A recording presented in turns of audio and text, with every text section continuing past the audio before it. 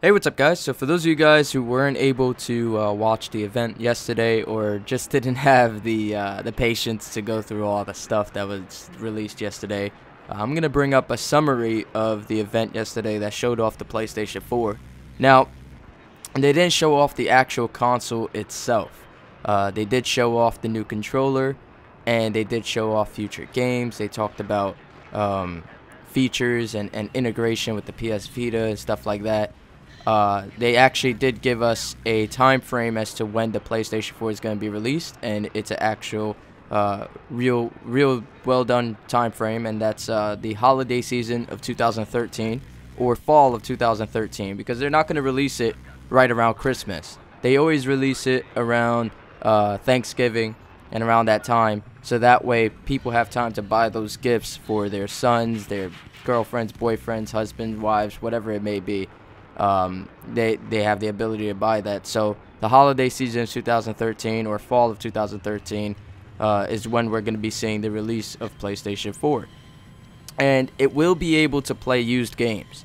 A lot of people were worried about that. I know GameStop was definitely worried about that, because GameStop's sales are very dependent on used game sales. So the PlayStation 4 will be able to play used games. It will not, however, have backwards capability. And what that means is you won't be able to take a disc that you were using in your PlayStation 3 and put it in your PlayStation 4. You're not going to be able to do that. But cloud gaming in the future is going to allow access to older games at a later date, of course, and at possibly even a price. I'm 99% sure that they're going to charge you for this. So it's not like, it's going to be free. And you will be able to play games while you download it, which is another interesting feature that they included in the PlayStation 4. Before, on the PS3, you downloaded a game, you had to wait for it. You couldn't play other games while downloading it as well, which you're going to be able to do with the PlayStation 4, because the PlayStation 4 is going to have a chip that single-handedly processes the downloads and the uploads on the PlayStation 4. Also, there's going to be a prediction feature. And the way this prediction feature is going to work is it's going to gather information about you, the gamer, and that will allow all that information to be gathered, and then they will be able to preload games for you that they think you're going to be buying. Let's say I buy Battlefield 3, Modern Warfare 3, or whatever. Now, the next Call of Duty, the next Battlefield comes out. They have all this information about me, how much time I probably spent playing the games or whatnot. They'll already preload that game, so that way when I want to buy it, I just click the button and it's available for me. You're also going to be able to view live gameplay of what your friends are playing, which might be a little bit of an issue if it's, publicly available, like it's nothing, like let's say I wanted to just view gameplay of whoever, because they did talk about you will be able to view gameplay of one of the popular people if you want to. So let's say one of my subscribers want to view my gameplay as I'm playing it live. They will be able to do that, but I do hope that they include some privacy settings, because you don't like the feeling of eyes always being on you. That's just something that's not a good feeling, no matter what it may be, playing a game or being at your house or whatever.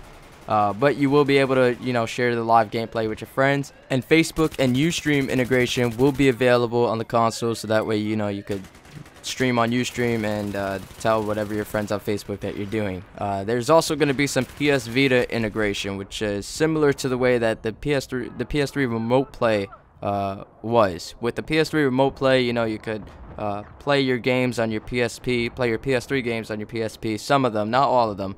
But Sony plans to further this with the PS Vita, so that way it acts as PS4 is the computing power, and the PlayStation Vita is the screen and the controller. Similar to the way that, your TV doesn't do all the computing power, the PS4 does. You're just watching it on the TV. Instead, you're going to be watching it on your PS Vita, and the PS Vita is also going to be the controller. And Sony plans to make this available to all PS4 titles. So that way, if somebody's watching TV and you want to play the PS4, you're able to play the PS4 without interrupting that person watching the TV. But I know a lot of you guys out there don't care about all the social and all that stuff. So let's get to the real juicy stuff, the specs and the controller itself. For the specs of the PS4, it's going to have a single chip custom processor.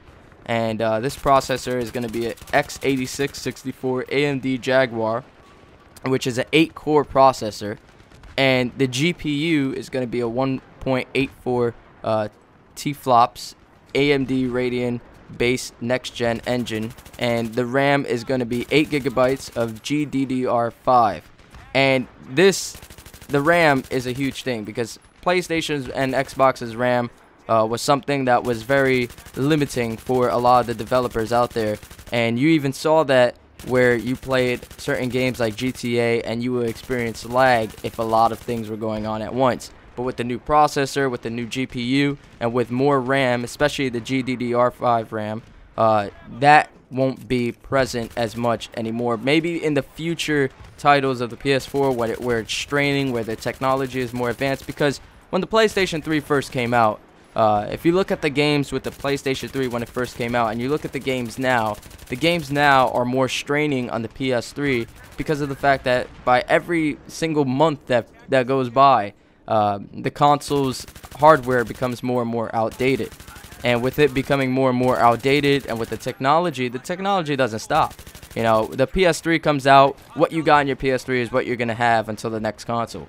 The technology out there doesn't stop. You know, what somebody has in their PC right now may change a year from now when he upgrades it.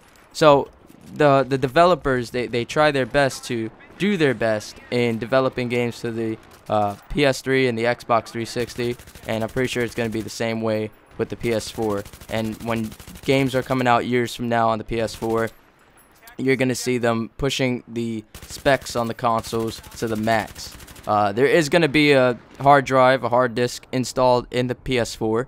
It's probably going to be similar to the PS3 the way it was, where you have a 160 gigabyte version, 320 gigabyte version, whatever it may be. I'm really expecting them to go much bigger on the launch this time than they did with the PS3. If you guys remember, the PS3 only came out with 40 gigabytes, 20 gigabytes, 60 gigabytes. This time, with technology being more advanced and us being used to having our PS3 with 160 gigabyte hard drives, me personally, I have a 500 gigabyte hard drive in my PS3 because of the fact that you could change it around, and hopefully that you could do the same with this one. Because with the Xbox, you have to buy a Microsoft and an Xbox hard drive. With the PS3, you could buy any hard drive that fits, any brand, any whatever. So I'm hoping that they do the same thing with PS4, and I'm hoping with the launch, you know, they don't give us those small hard drives. They give us those big hard drives, seeing as though they're going to be integrating cloud gaming, and they know the PlayStation is no longer just a gaming platform. It's used for a lot of different reasons. Of course, the PS4 is going to be Blu-ray and DVD compatible. It's going to be using USB 3.0, no longer USB 2.0, which is basically just faster. You know, it has faster latency with the wiring. And it will be HDMI compatible, analog, optical output compatible, most likely component compatible as well. Now, onto the DualShock 4 controller. The DualShock 4 controller is very similar in presentation, in visibility to the in visuals to the PlayStation 3 controller, but with a few changes. There's going to be a better response time, so that way, you know, the issue with input lag is not as great.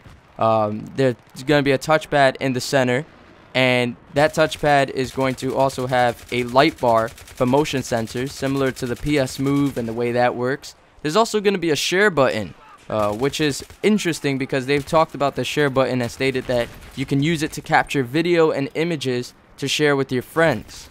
And this is more on the social side of the PS4. Probably also going to be using the Facebook and Ustream integration to be able to stream from your console to these online platforms. And they're also going to have enhanced rumble or vibration, and they're going to have a headphone jack, which I don't know. I don't really see the point of a headphone jack. It kind of makes it seem like an older type technology, you know, like, I don't know, headphone jacks. It's nice to have it, but I don't think I'm going to use it because I'm more of a headset type guy. And hopefully the headsets that we use now, such as mine's, the Astros, I use the A40s, hopefully they will also be available to be used with the next-gen consoles. You know, maybe, hopefully there's no sort of blockage or anything like that going on. The controller itself is going to come with the PlayStation 4i. And this PlayStation 4i you'll be able to use as facial recognition software, excuse me. to log into your PSN account, or maybe even log into your PS3. That's not really necessary, but it's cool. It's cool. If they want to give me something free with the controller, so be it. But the PlayStation 4i, we don't know what it's going to look like. It might look similar to the PlayStation 3i, the way that looked. I remember I used to use that to record commentaries back in the day. But the controller itself, it looks similar to the PS3 controller in size. A lot of people were complaining about that, saying that it looks like it was made for little Asian girls' hands. Because the PlayStation 4 is, the PlayStation is Japanese, Sony is Japanese.